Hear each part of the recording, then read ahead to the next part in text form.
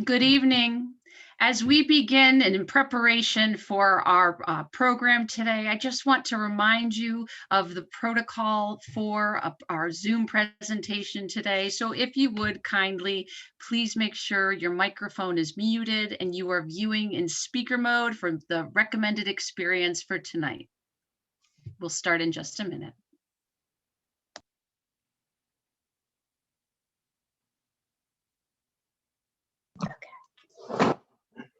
Hi.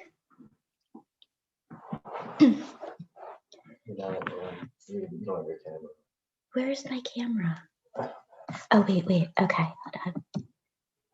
Okay, got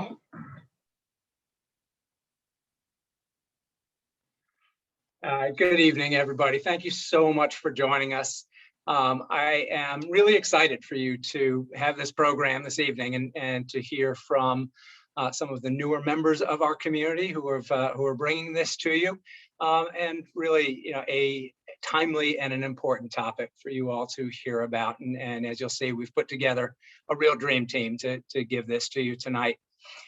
All girls, of course, is who we are. It's what we are. It's always an advantage and always something that is deep at our core as a school. But especially in athletics, when you think about the opportunities for girls at an all-girls school in athletics, every space that we have, every resource that we have, all of our focus is on the girls and the opportunities that provides to them as they grow, as they develop as athletes, as they look to whatever their goals are, whether their goals are playing at the next level here or moving on to the next level as they move on to college and even beyond. All of that focus and resources placed on them is something that gives them really a substantial advantage and a substantial opportunity. And of course, we see them and we know them as scholars and as athletes. And that's exactly how students from Garrison Forest are seen in the recruiting world. They are seen as scholars and athletes, and they bring the best of both of those worlds. That's how we're known. So this is really an exciting program and an exciting opportunity. And as I said, we've got some people who are newer to our community. So Elizabeth Almeter, our Director of College Counseling, Jessy Morgan, our Athletic Director, they're going to be guiding you through this. We've got some wonderful guest voices, our own Liza Ballou, Kate Fowler, who you're going to meet, Katie Gibbons, of course, helping to support the program. It really is our own all-star team that's bringing this program to you tonight. So I am so happy that you are here with us, and I am going to hand off to Elizabeth to kick things off. Elizabeth? Thanks, Chris. We really appreciate the welcome, and I can say on behalf of college counseling, the athletics department, admission, we are so happy to be here with you. And although I feel almost every presentation, we'd prefer to see you in person, but we'll take what we have in front of us. So for today, thank you. And looking at the calendar, I don't know if everyone's aware, but we're recognizing the celebration of National Girls and Women in Sports Day. And we couldn't think of a better way to honor the accomplishments, the talents of female athletes, the practicing and honoring them on what has happened in their participation and what will happen. And tonight, we have such a nice mix of individuals from varying stages, and that's what we think brings the program to life, and it's richer. And we want to provide you with various facets that fall under the umbrella of college counseling, athletics, and we want you to know what we have in place. We want you to know our philosophies, expectations, the reality of the process, and we want you to know and for you to leave knowing you're supported.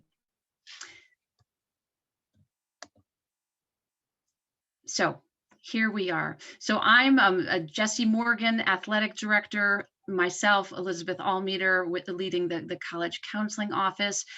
The format and what we have for you today is it's we think robust, and although each individual's experience and questions might vary, we want you to know about the supportive system that we have created and are working on with college counseling and athletics, what our goals are and intentions, our expectations, not only for our students and families, but for us as well as part of this community.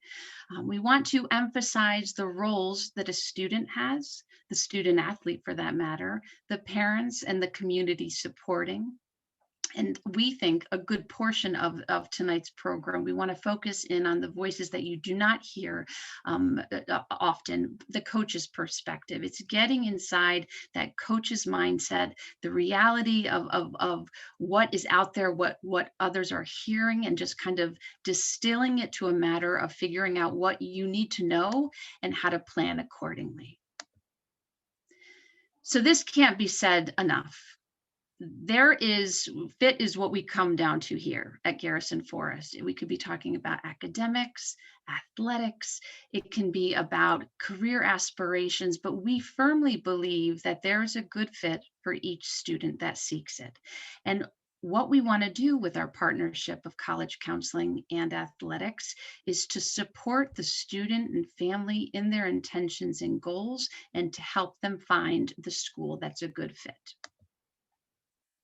So for the student athletes in our virtual room, this is a question we will ask you as a college counselor, as a coach.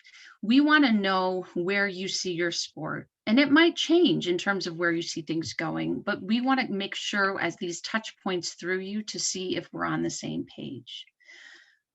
It's going to be important for you to think about what schools could be a good fit. And again, academically, athletically matching your talents. And one of the key things here is the communication with all the different people at play to kind of make sure that conversations continue, and we want to be there as resources to help. It's your process, right? So wherever you are in the lower school, middle school, upper school, it's important for you to be the lead in your process. So as materials come in, emails, online questionnaires, we're here to support you. You are not on your own, but please know that we're here and you need to be leading the charge. There's so many opportunities. It's a matter of figuring out what is best for your time, your schedule, your talent. Working with you on creating videos of what is the best use of resources and to get the most exposure. Can't say it enough, grades. Academics are key, important, and they really never go away, but in a good way. In terms of your academic talent, at Garrison Forest, but then also pursuing your collegiate dreams and goals. Athletics are at the forefront. We're going to be talking a little bit more, but when those engagement if there are schools that you're not really interested in them, we can work with you on those conversations that could be considered tougher or correspondence in that way. The parent, you're there. We appreciate it. Thank you for being part of the process, and it'll continue building. There are many rules and regulations. We're going to share with you resources that you are involved, immersed in. They change. We want to make sure that it's transparent and that at each step, at each year, that you know what's happening. Communication, I mentioned it earlier, and it is key with high school club coaches, with the college counselors. We do not work in silos. And I think more than anything, what makes our community and our partnership at Garrison Forest so strong, we not only have a good energy with our offices, but we depend on the cohesiveness of our offices and going back and forth and conversing and having conversations with the student, the parents, the coaches, the back and forth throughout the process, in the beginning, throughout. That the recruitment process includes coaches, and it's the conversation representing your daughter. But as mentioned before, your daughter needs to lead. It is about her college experience. Supporting is great, but also allowing her to lead. So from college counseling, it's important to know that we work with students and families focusing on academics and their talents outside of the classroom. We think it's important to dig deeper and wide as the college process. It's a matter of navigating and having a variety of options. And as different searches continue, we need to have the fluidity and to move with what's in front of us, inquiries from coaches or individual interest. Mentioned already the correspondence that key, yes, is from a student, but that student is not alone. We want to work with the student and family on communication. In many ways, it's a marketing mission of presenting best sense of what a student has to offer as she thinks about what next steps are. We are considering at all times our curriculum, what classes are approved for NCAA. We maintain contact with college admission representatives throughout the course of all years, but specifically with eligibility and students for scholar athletes in that way. We think it's important because of the layers of that the athletic recruitment process can have, that a student inquires with college counseling or has the conversation, or even starting, Mrs. Almeter, I'm thinking about this. I'm thinking about playing a sport, or I've been talking to coaches at this school or for this sport. Having these conversations early, we get a chance to get to know the student and family, and we can plan accordingly. I wouldn't say it's harder, it's just additional layers. Coach inquiries, if they come to our office, and I don't want to get too much into the nitty gritty, but we work with students and families and have a process for requesting transcripts and such. We have a testing policy, some of you may know, with test optional, and year on year, we don't know even what's happening next year. And with athletic recruitment, that's another piece of it. But in a world where testing is part of the requirement, we do encourage scholar recruits to test early in the process. So again, we can adjust schedules accordingly. Working on preliminary reads with the transcript if coaches are inquiring to see about eligibility. Again, sharing different resources for students needing to register with the NCAA Clearinghouse. We have a variety of recruiting facts. So we are going to be sharing this presentation with the various resources and links throughout the document, so you can follow up on some of the points that we've been making. As many of you may know, one of the documents in a student's college application process is the counselor letter, the college counselor letter. It's an umbrella document that references, I like to say, an introduction to the admission committee on who this person is, academically, extracurricular engagement, facets of a student outside. And we do collect comments from various individuals, including coaches, on and off campus, advisors, different individuals who do not see the student in the classroom, that are able to provide wording that is incorporated in the college counselor letter, because all of us, again, college counselor, advisors, coaches, all together formulate the view on the student and what she has to offer. We remind our students time and time again, even those who have committed to a school, they still need to go through the admission process. And so again, it's keeping those parts, those conversations open and keeping the dialogue going. As you can see, our philosophy is grounded education, physical, mental training. This is where I would love to have Jessy Morgan join us and take over the virtual mic, kind of giving you the building blocks of what the athletics department has and does in an overarching way, partnering with college counseling. Over to you, Jessy. Thank you, Mrs. Almeter. I thought you were going to read my slides. I got nervous.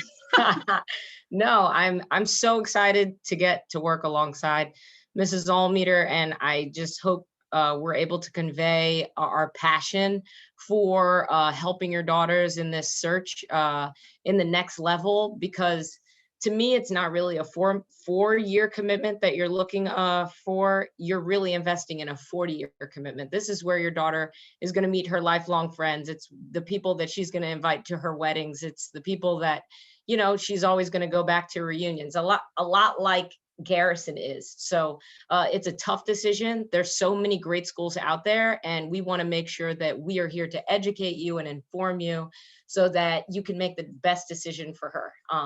So that's why we're here, and we're excited about it. I'm just going to briefly go through these next few slides, because really the main event is talking with Coach Fowler and her expressing, her philosophies and how coaching and recruiting work. So I'm going to speed through these slides. Really, this one is the most important with our philosophy. So I'm going to pretty much try to drive home the points on this slide. Our goal is to provide a pathway for every athlete that wants to play in college for any sport and any level. So, my expertise is obviously in the sport of lacrosse. There is literally a college out there for every single girl that wants to play. And that's why I love the sport of lacrosse. There's too many opportunities in that sport. And a lot of sports are like that. Squash, soccer, there's lots of opportunities at different levels. So I just want to make sure that we explore all of those options. And by doing that, we're going to make sure that your daughters are educated and things like this, providing resources, talking to coaches, talking to us. We're going to make sure they're educated. We're going to make sure that they're physically prepared. I know exactly what athletes look like at the next level. So we want to make sure that we're preparing their bodies as well as their minds for the next level of college athletics. And that's going to happen through training. It's our job to provide the very best instruction we can by getting passionate developmental coaches here at Garrison, which is what we do. And that's our number one priority. And then mentally, we're going to make sure that their minds are ready to endure the pressures of athletics at the next level. And it doesn't matter if you're playing Division I or Division III, it's different. The high school day is from 9 to 3. In college, you may have one class. If you're not disciplined and able for that, that could be overwhelming. It doesn't sound overwhelming, but trust me, that time, you can either waste it or use it. So we're gonna really teach the girls how to manage their time and be ready for the next level mentally as well as physically. Going to the next slide. We're going to help in picking a school. It's really important that you find a broken leg school. And we say broken leg because if you break your leg, you won't be able to play. And we still want you to love the institution that you're in, because it's not all about the coaches. It's not all about the teams. I'm going to knock on wood and hope that this never happens to any of us. But there are things like season ending injuries. And I've seen so many girls get to a school and only like it because of the team. And then that team is kind of taken away from her due to injury. And then she doesn't like it anymore. And we don't want any of our kids in that situation. So we're going to really try to find a great fit for her academically and athletically. You can move on to the next slide. So the choices, there are actually more choices than even Division I, Division II, Division III. There's intramural, there's club, there's lots of different things. There's NAIA, which, the world is your oyster, but these are the 3 biggest levels of competition.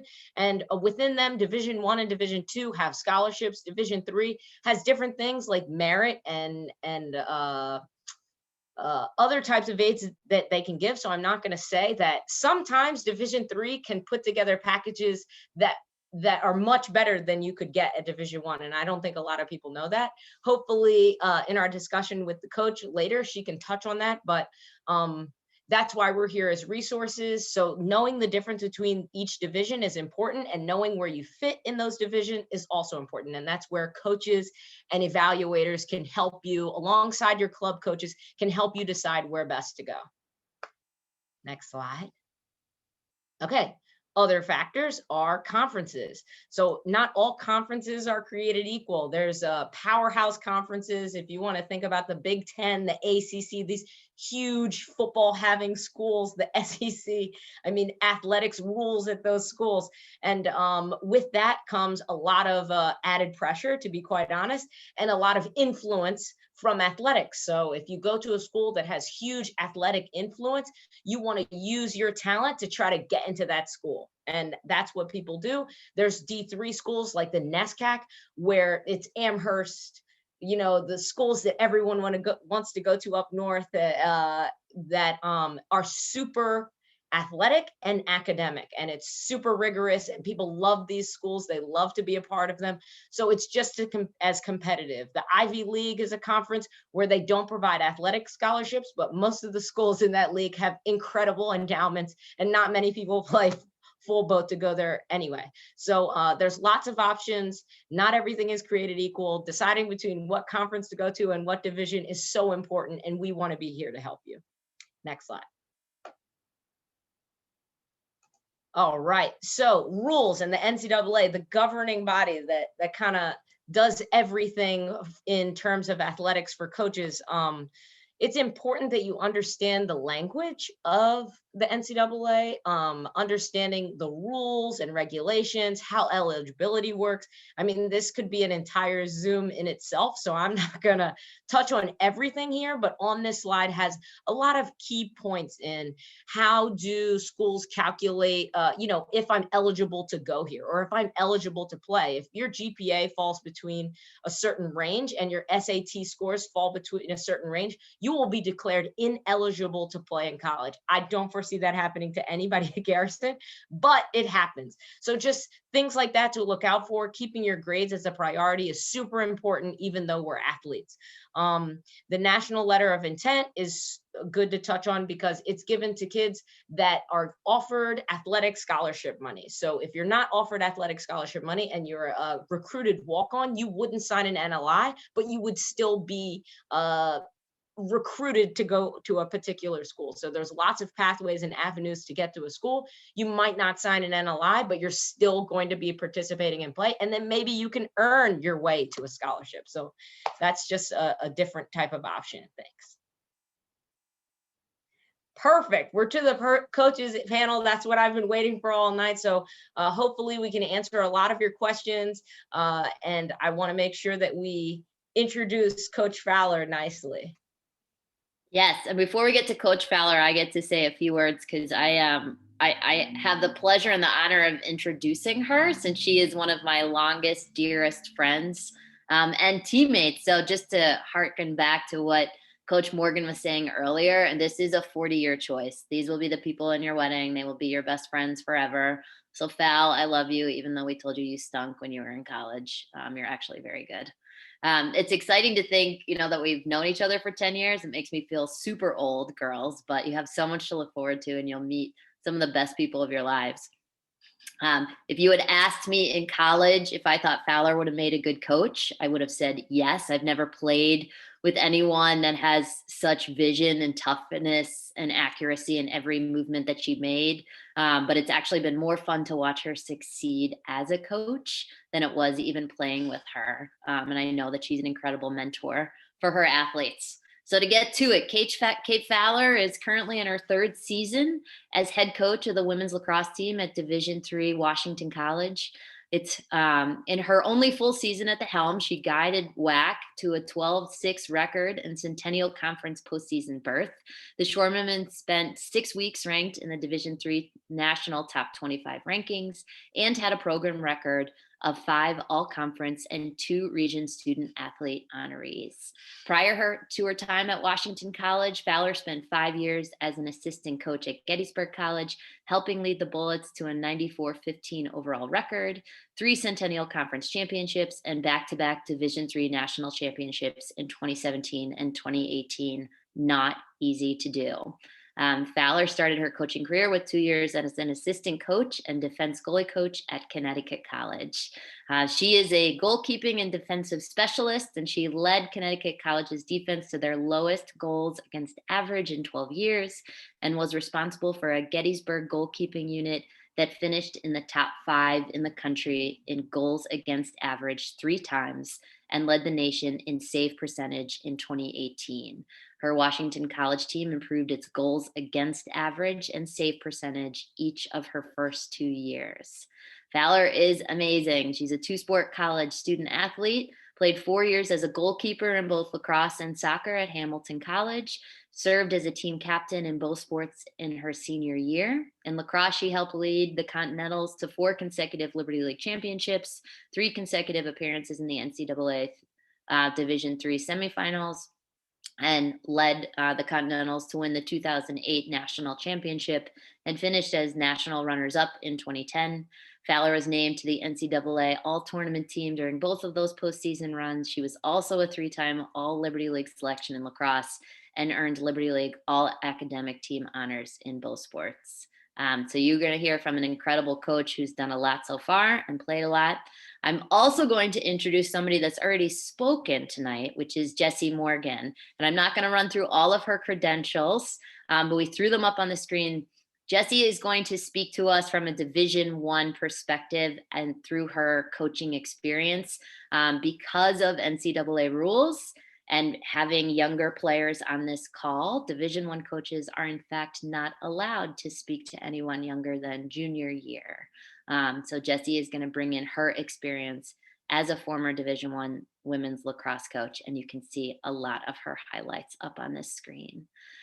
We are going to move into a Q&A part of tonight. So both Liza and I are watching the chat as questions come up from these as these coaches speak. Throw them in the chat and we'll make sure that we get to as many of your questions at the end. So I think I'm going to hand it over now to Kate Fowler.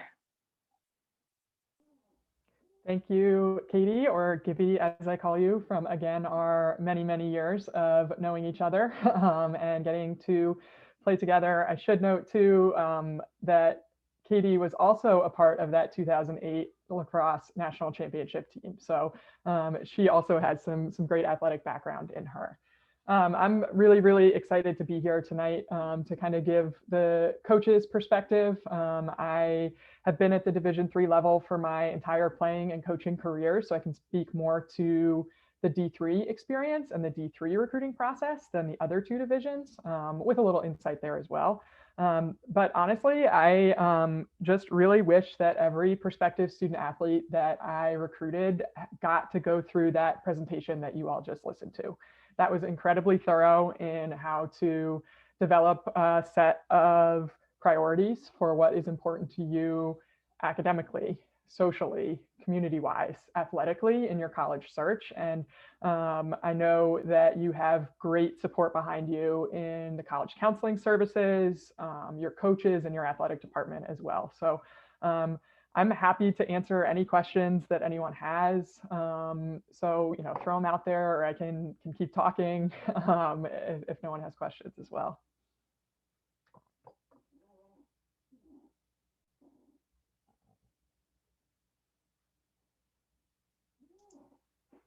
Can I ask you a question, Coach? Absolutely. I'm just going to ask questions that kids ask me, when we're on the recruiting trail and I have a kid in front of me. What questions that came about are, what do you look for in a recruit when you're out there at a tournament? What are you looking for? Yeah, I think what we're specifically looking for when we're on the field, maybe evaluating in person, is a big part of the process, in addition to getting to know the prospective student athlete on a personal level through email exchange, phone calls, potential meeting on or off campus, which is, in my mind, just as much, if not more, of a part of the process as well. Getting to know your personality, your interests, what you want to do, with your college career, and what you want to do, with your life and your career after you graduate as well. That 40-year decision that has been talked about tonight. But specifically when it comes to, on the field, I think for me and for a lot of my colleagues in lacrosse and in other sports coaches in my department now, we're looking for people that love to compete and love playing their sport. That joy that you get out of it, you can tell when you're watching someone play. That's really important. Obviously, I think athleticism and skill come into play in some regard. And again, that's different for every coach and every program. And there is truly a place for, I know, every lacrosse player and every athlete in other sports as well at the next level. And just kind of getting a sense for the way that you play and the type of athlete that you are. And then I think the other piece that comes in when we're watching players play in person as well is the kind of intangibles, I call them, the way they interact with their teammates, the way they interact with their coaches, the way they interact maybe with their parents after the game as well, and the kind of communication they have there is really important.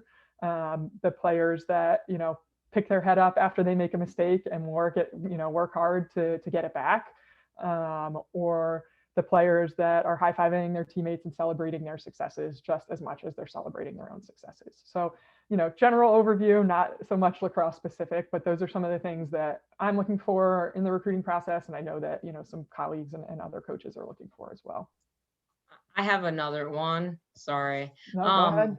What role should parents play in this recruiting process? I mean, we have a lot of parents on the call, and maybe they're wondering, should I butt in? Should I talk for my kids? Should I let my kid talk?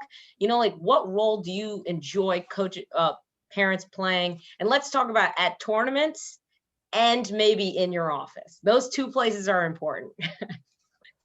Yeah, for sure. I think, I'll start with tournaments. It's definitely a red flag for most coaches when you can figure out which parent it is on the sideline that is maybe saying something negative, or, coaching their player through every single thing and overstepping their bounds and not letting the coach do their job, which is to coach. And I think a lot of times for coaches, that's something that we look out for. And a parent that supports their daughter wholeheartedly, wants them to succeed, but isn't taking it to the next level and overstepping their bounds. I think when it comes time for the communication piece, again, a lot of it was in the presentation that everyone just watched. I can 100% agree with everything that was there. We want the parents to be involved, but we want their daughter to be the driver of their own recruiting process. They're emerging adults when they're in high school, but they're not quite adults. So we do understand that there are times where their parents need to be involved in the recruiting process, certainly in advising them and having those conversations along with the coaches and the college counseling staff about what is realistic for them in a college academically, what is realistic for their family in a college financially. Those are the types of conversations parents can be having with their children early on in the recruiting process. And then when it comes time to meet parents in person or speak on the phone, I honestly rarely speak to parents on the phone in the recruiting process. Most often I'm speaking with the prospective student athlete and then meeting the parent when they come to campus, or when I meet, maybe at a tournament or at a camp off-site. I love personally when parents are able to advocate for their students in a respectful and minimalistic way. If your parent's not going to tell me how great you are, then no one else is going to. But again, letting your daughter drive most of the recruiting process. They should be composing all of their own emails with help and maybe some spell checking, totally okay. But we can tell when the email has been written by a parent fully, and the daughter might not even know it was sent, or all they had to do was hit send and sign their name on it. And it is also appropriate for parents to ask questions on their visit, right? Especially when it is something that pertains more to the parent in terms of financial aid or cost of attendance, those kinds of things. Your daughter's not necessarily thinking about. But you are, and it's okay to ask those kinds of questions, or anything else that you think your daughter might be missing. Definitely think it's appropriate to kind of talk through a list of questions for your daughter to ask in the car on your way to campus, and kind of help them prepare in that way. Help navigate them through the difficult conversations, all those kinds of things. So there is definitely a role for the parent in the recruiting process, but it has to be driven primarily by the student athlete. Yeah. Fowler, I had a follow-up to that. We have a few first-time parents navigating this process. Is there anything specific that they should focus on or be aware of that they wouldn't know to ask about, or anything like that that comes to mind? That's a great question. I think from my perspective as a coach, there are not many questions that are off limits. If it's something that you're thinking about, feel free to ask it. It might be something where we're not able to tell you or not able to tell you yet. But if it's, I think some of the questions should be driven by the daughter. Where do I fall on your list? What is your timeline of making a decision? Those kinds of things. For the parent, maybe it is kind of more those timeline. How do we get the information we need to help our daughter make a decision in the proper time for your institution and for the other institutions that she's looking at. Yeah. All right, cool. Next question. Aside from tournaments, what is the best exposure to college coaches? Yeah, I think almost every program, regardless of sport, runs some sort of camp likely on their campus. And also the coaching staff likely attends many camps or clinics that are offsite for them. I think most coaches would prefer to be able to work with you and coach you and see what kind of athlete you are and how coachable you are in person in a hands-on setting, which we can't necessarily do in the tournament circuit. So yeah, look into ID camps, prospect days on the campus. It's also a great way to get on campus at a school, explore, walk around, see if you could see yourself, being successful on that campus and really fitting in, meeting the coaching staff, meeting the players, seeing the coaching staff's coaching style is really important as well. So I think there are lots of opportunities for camps and clinics that are great for exposure.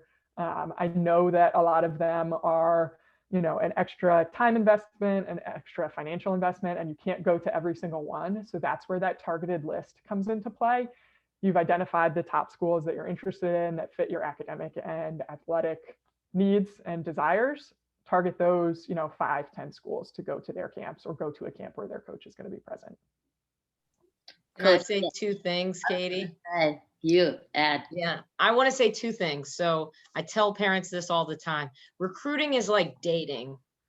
So think about it like that, where you show interest in somebody. In order to show interest, it's important to be genuine and thoughtful in your communication, meaning you don't write mass emails to people you're interested in, right? I don't just change the name at the top and say, Robert, Kyle, Joey, I'm interested in you. And these are the reasons why, right? That's not how we communicate.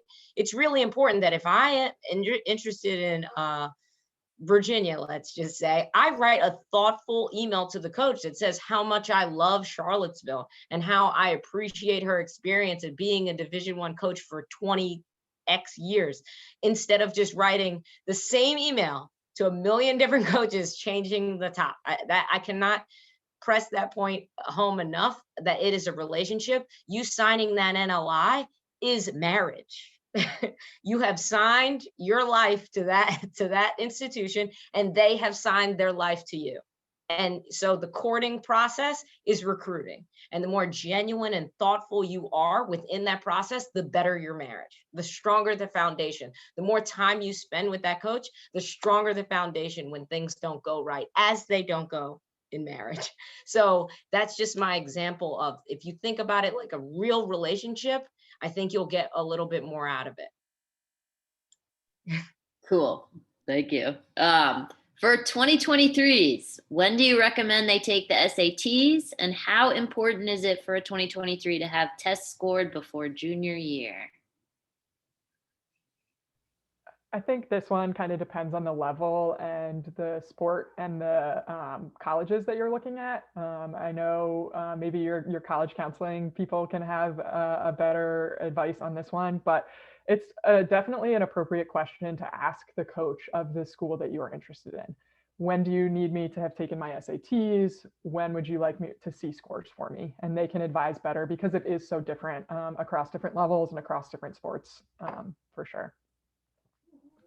Can I just pop in there for a college counseling perspective?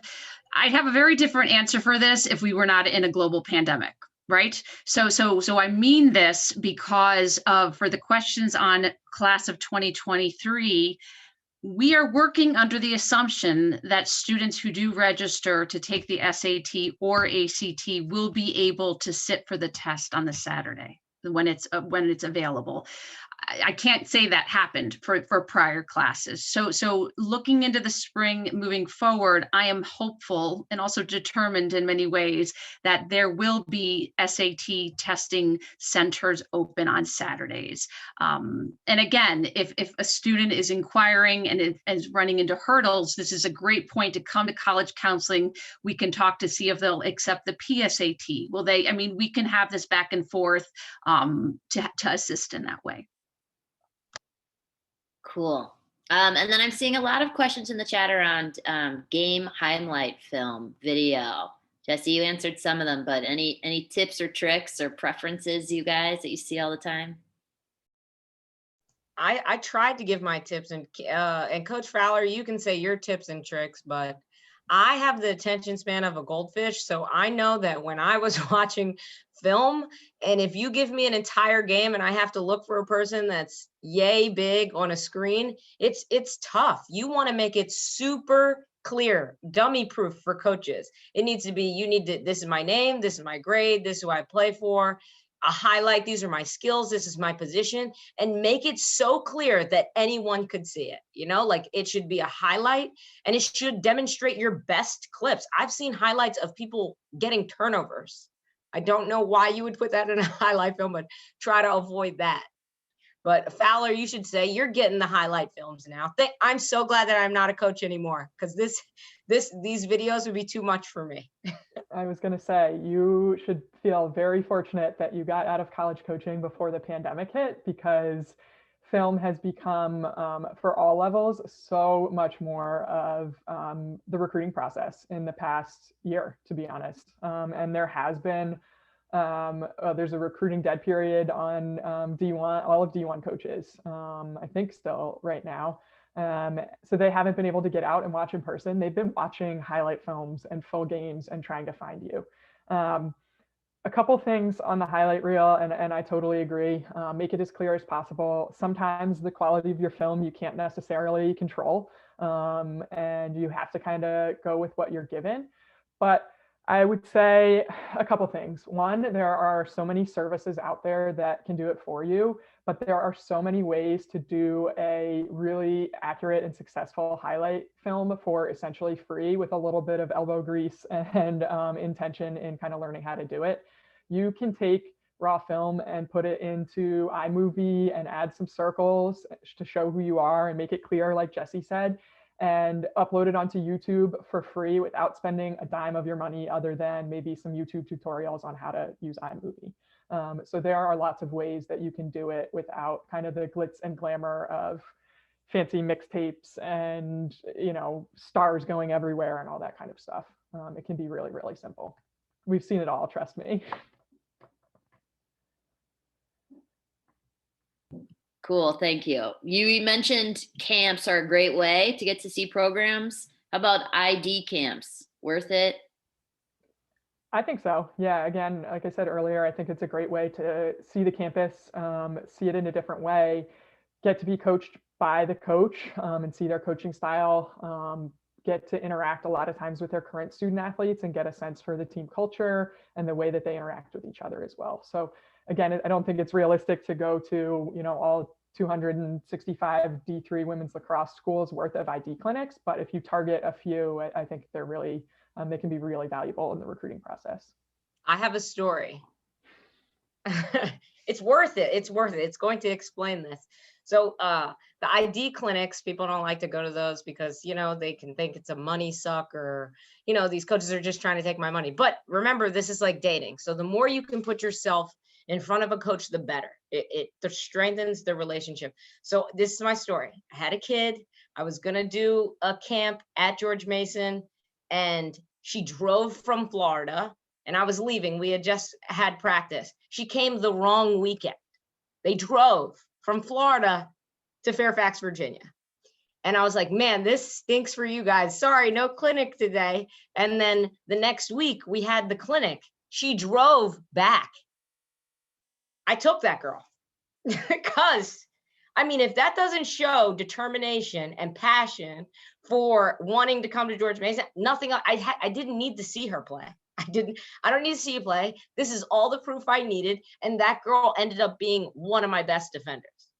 So that's just like, that's my story. And I have tons of stories to tell about recruiting. So I don't mind sharing them at all.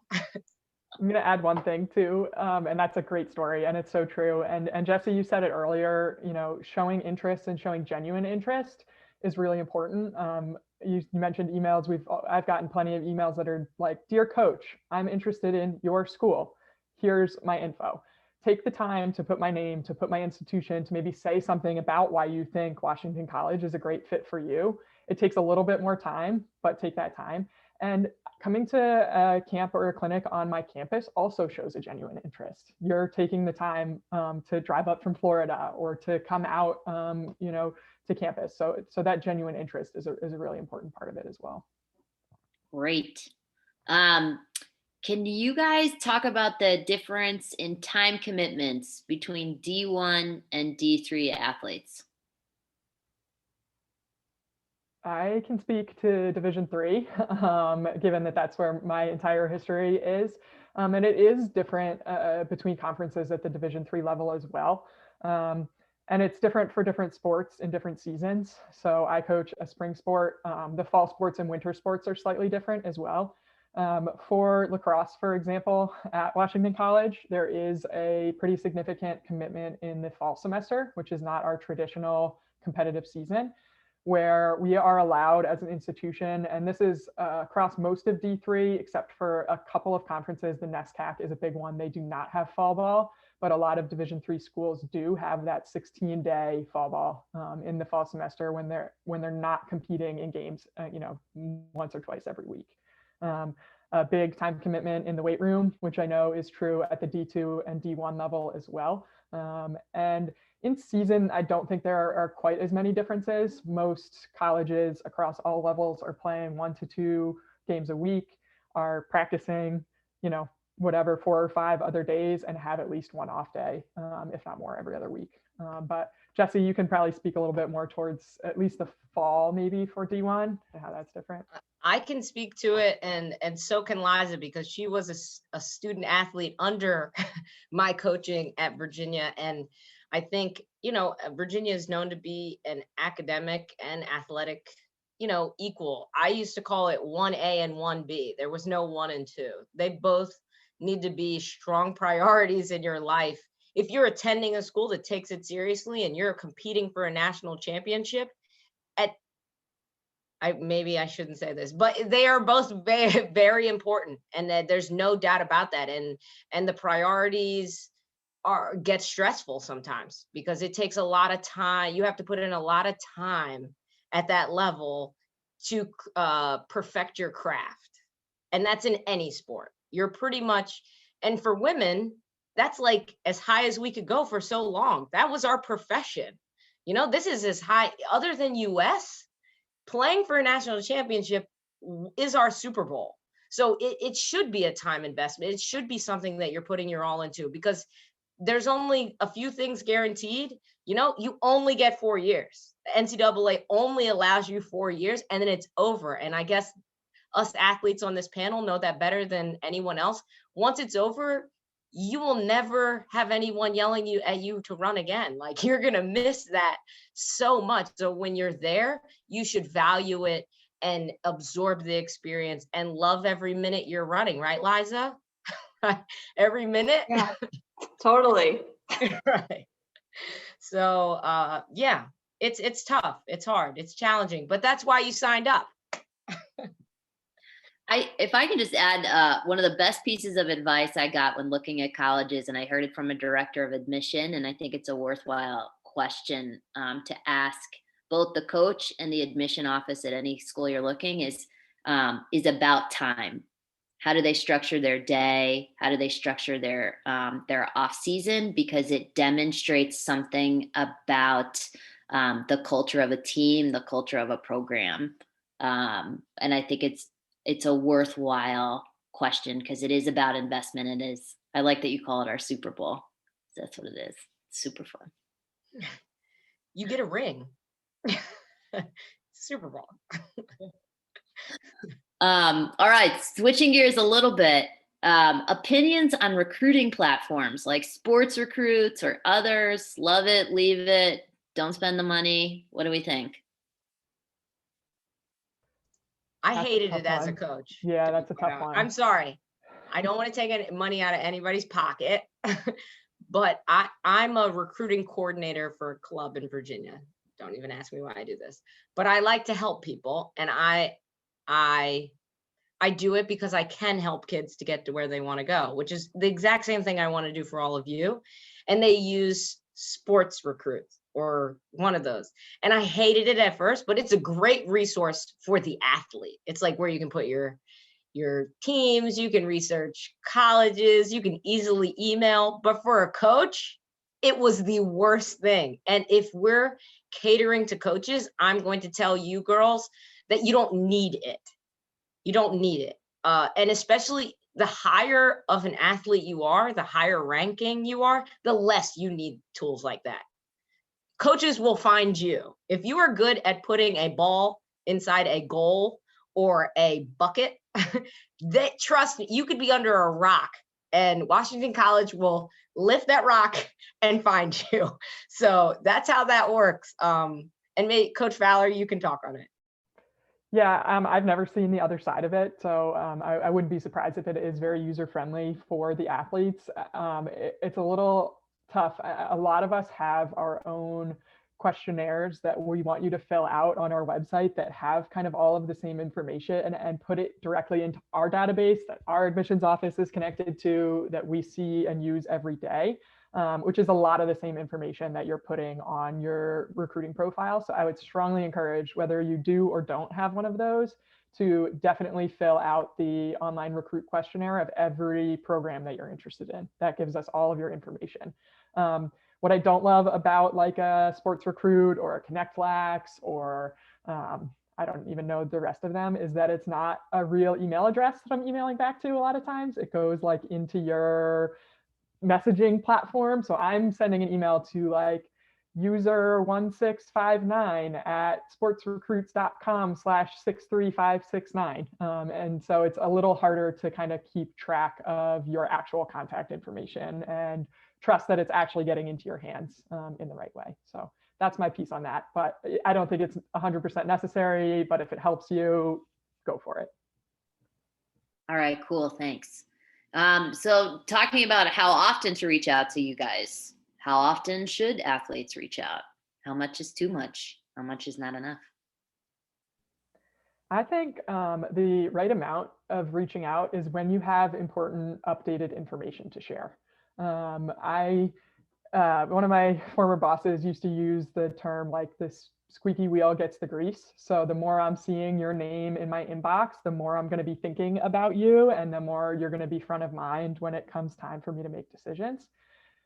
That comes with a caveat of you don't need to be reaching out every day to say like, you know, I had a Spanish exam today and I did really well on it. Not necessarily something we need to know, but if it's, I took the SAT again, or, you know, I'm starting up practices with my club team and this is our schedule for the next 4 weeks, or, you know, something that's really important and relevant.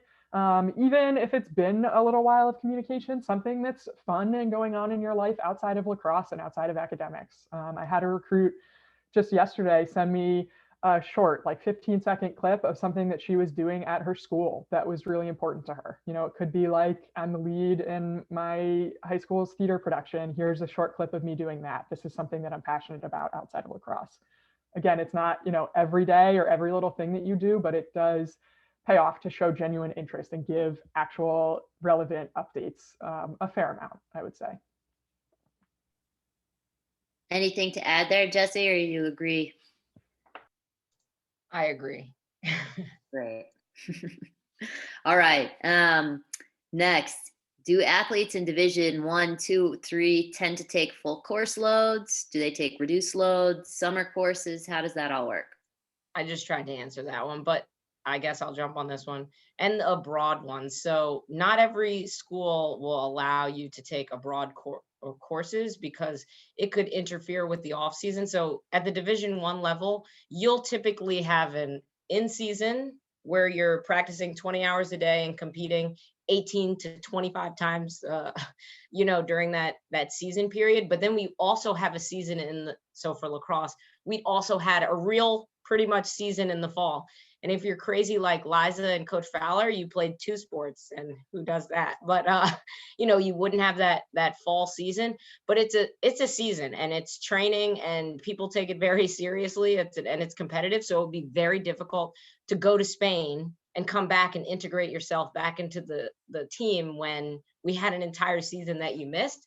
So the summer is a great option, but even then, some schools won't let you go for the summer. So it's a great question to ask when you're presented, when you're in front of the coach and can ask them.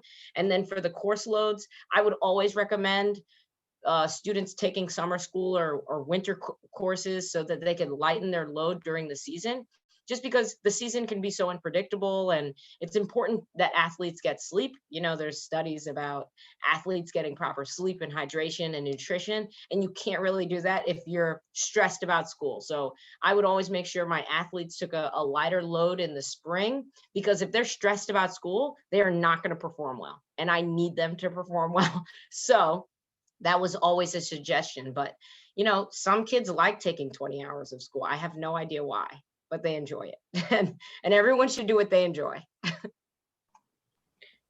Yeah, I'll add a couple things too. Or Liza, it looks like you were going to say something too. Why don't you go first, because you might be more related to what Jessy said. I was just going to add that I did summer school every summer, and I did 5 years at UVA, and in between each season was so important for me to have time, and I needed to get my credits up. And so besides taking class at UVA, sometimes I would take a class at UMBC or at Loyola, and I would transfer the credits. And that allowed me to still be home in Baltimore in the summers and train, and then get back to UVA in August. So there's a lot of ways to be flexible. And I do recommend for anybody to lighten their load throughout the spring and take a summer school. This is where I think D3 is a little bit different from the D1 perspective. None of the institutions I have worked at or played at have summer school, nor do I think I had any teammates that did summer classes. I took, and I have all of my student athletes taking a full course load every single semester. And I think that's pretty common at the Division III level to kind of continue taking, you know, for us, it's 4 classes. For me in college, it was 4 classes every semester. And maybe coming in with, you know, AP credits, or a course from a local school, UMBC, Loyola, when you're home over the summer, that could maybe have you take 3 courses your senior spring, or kind of be ahead in credits that way. But it's pretty common for our athletes and all the athletes I've coached at the D3 level to take a full course load. In fact, you have to be at a certain level to be able to compete at most institutions. You have to take a certain number of credits or credit hours. For us, I think it's at the D3 level, it's like 3/4 of a full course load that you have to take to be eligible to compete. Cool. All right. So we're nearing the end. So I'm going to, I have 2 questions that have come to me. If we can make these our last 2 questions, and then obviously families, if you have additional follow-up, we can connect you with the right resources. So these questions are about younger student athletes. How do they go about making their list of what they want to look into? How do they know it's a potential fit athletically, academically? And when do they start that whole process? Like, are we starting in middle school? Or are we starting in 9th or 10th grade? Are you ready for my story? Perfect. This is my story about how to start the process of searching for a school. So just like I said, recruiting for coaches is like a marriage. Recruiting is also like buying a car. So the car salesman sells cars every day. I'm the college coach. I could sell you a lawnmower and you wouldn't know the difference. You know, like, I am built for this. You buy a car every 10 years. You know nothing about this process. So it's important that when you go into that car show lot, you are informed.